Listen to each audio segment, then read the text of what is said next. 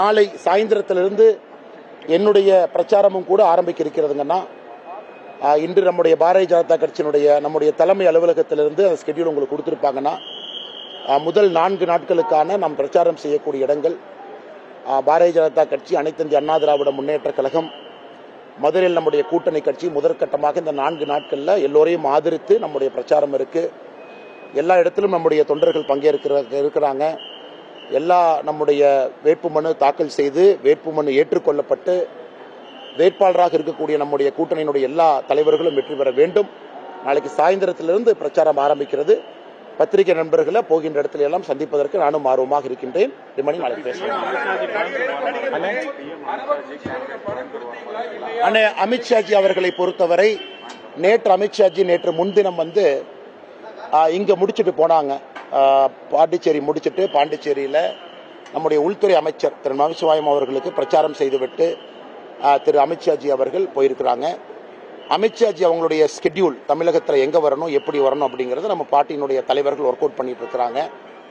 இன்னைக்கு நாம சில இடத்த உங்களுக்கு சொல்லியிருக்கோம் யார் வருவாங்க. திரு நிதின் நபீன்ஜி அவர்களும் நம்முடைய தேசிய தலைவர் அவர்களும் வர இருக்கிறாங்க.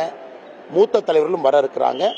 அது முறைப்படி நம்முடைய மூத்த தலைவர்கள் சென்னையில் ஒருத்தருடைய ஸ்கெடியூல் ரிலீஸ் பண்ணுவாங்கன்னா, எல்லா தலைவர்களும் தமிழகத்தில் வேறு வேறு இடத்துல பிரச்சாரம் பண்ணுவாங்க. ஸோ தட் எங்கேயும் கிளாஷ் ஆகக்கூடாதுன்னு அமித்ஷாஜி நம்முடைய மூத்த தலைவர், மிக முக்கியமான இடத்துல நம்முடைய பாரதிய ஜனதா கட்சியினுடைய தலைவர்கள், கூட்டணி கட்சியினுடைய தலைவர்கள் யார் இருக்கின்றார்களோ நிச்சயமாக வர இருக்கிறாங்க.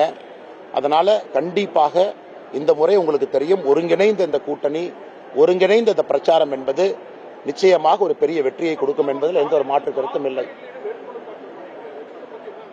ஆனா நீங்க பாருங்க அந்த கூட்டணி எந்த அளவுக்கு பிளவுபட்டு இருக்கிறது. பாண்டிச்சேரியில திரு ராகுல் காந்தி அவர்கள் பிரச்சாரத்தை பண்றாங்க. கடைசி நாளுக்கு முன்னாடி நாள் ஸ்டாலின் என்கின்ற வார்த்தையை அவர் பாண்டிச்சேரியில பயன்படுத்தல. ஸ்டாலின் என்கின்ற வார்த்தையை பயன்படுத்தாம பிரச்சாரம் செய்திருக்கின்றார்கள். திரு ராகுல் காந்தி அவர்கள் அந்த பிரச்சாரத்தின் போது மட்டும்தான் காங்கிரஸ் கூட்டணியில் இருக்க காங்கிரசினுடைய வேட்பாளர்கள் வெற்றி பெறணும், கூட்டணியுடைய வேட்பாளர்கள் வெற்றி பெறணும். அதாவது திராவிட முன்னேற்ற கழகம் என்கின்ற வார்த்தையை கூட பாண்டிச்சேரியில திரு ராகுல் காந்தி அவர்கள் பயன்படுத்தல.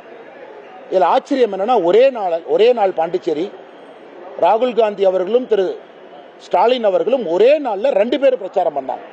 2 பேரும் சந்திச்சுக்கல.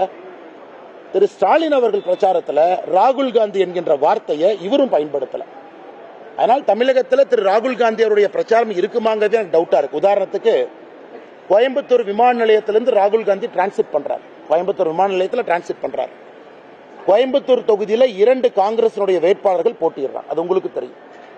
அதனால் ராகுல் காந்தியை பொறுத்தவரை அன்இன்ட்ரெஸ்டட் டிஸ்இன்ட்ரெஸ்டட் பொலிட்டிஷியனாக, ஒரு அலையா விருந்தாளியாக, நமக்கு வேண்டாம் ஏதோ ஒப்புக்கு ஜப்பானியாக ஒரு கட்சி இருக்கு நாம வரணும் அப்படிங்கறதான் அவருடைய மனநிலையை காட்டுது. புதுச்சேரிக்கு நீங்க யோசிச்சு பாருங்க, பாரத பிரதமர் நரேந்திர மோடி அவர்கள் எத்தனை முறை போயிருக்கிறாங்க, எத்தனை முறை வந்திருக்கிறாங்க, எத்தனை முறை பேசியிருக்கிறாங்க. தமிழகத்திற்கு பாரத பிரதமர் நரேந்திர மோடி அவர்கள் எத்தனை முறை வந்திருக்காங்க. ஆனா கோயம்புத்தூர் ஏர்போர்ட்ல டிரான்சிட்டாக பயன்படுத்தியும் கூட ராகுல் காந்தி அவர்கள் 2 வேட்பாளர் வெளியே, இந்த வாசலை தாண்டிங்கன்னா சிங்கநல்லூர் வேட்பாளர், வாசலை தாண்டிங்கன்னா இந்த ஏர்போர்ட் இருக்கிறதே கவுண்டம்பாளையத்தினுடைய வேட்பாளர் தான், ஏர்போர்ட்டே கவுண்டம்பாளையத்தினுடைய காங்கிரஸ் வேட்பாளர் தான். 2 பக்கம் வெளியே எட்டி ஒரு பிரச்சாரம் கூட பண்ணாம ராகுல் காந்தி சென்றிருக்கின்றார்கள். இதிலிருந்தே தெளிவாக தெரிகிறது, இந்தி கூட்டணியை பொறுத்தவரை அவர்களுக்குள்ள ஒற்றுமை இல்லை. மேபி ராகுல் காந்தி அவர்களுக்கே இங்க திமுக ஜெயிக்க வேண்டாம்னு நினைக்கிறாங்கன்னு நான் பாக்குறேன். புதுச்சேரியில் அவருடைய நடவடிக்கையை பார்க்கும் பொழுது, தமிழகத்தில் காங்கிரஸ் நடவடிக்கையை பார்க்கும் பொழுது, இங்க திமுக தலைமையிலான கூட்டணி ஜெயிப்பதை திரு ராகுல் காந்தி விரும்புகின்றாரா என்கின்ற கேள்வி எல்லோருக்கும் இருக்கிறது. அதனால் வருகின்ற காலத்தில் நம்ம பார்க்கலாம்.